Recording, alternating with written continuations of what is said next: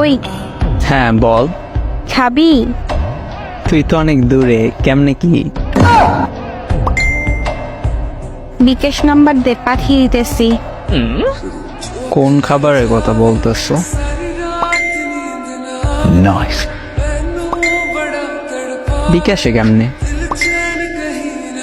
আরে আজ আম্মু গরুর দুধ জাল দিচ্ছে, আমি তো খাই না, তাই তোরে টাকা পাঠাইতেছে, তুই কিনে খাবি। ও, তুই গরুর দুধের কথা বলছো? কেন?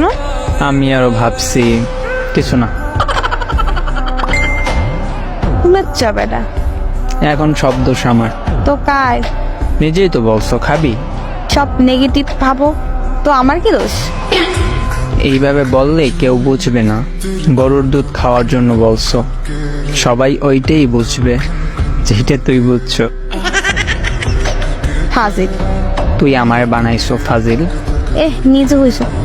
জি না, এমন খাবি খাবি বললে এমন বানাইছো। আরে খারাপের কি বলছি? সোজা বললেই পারতি আজ গরুর দুধ কিনে রাখছে, আমি খাই নেই, তুই খাইলে আয়।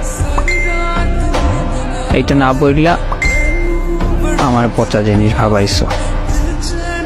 না, আমি তোর গুলা খাওয়ার জন্য দুধ খাই না। আমার কোনগুলা? ও আচ্ছা, ওইটা পচা জিনিস। দুধ।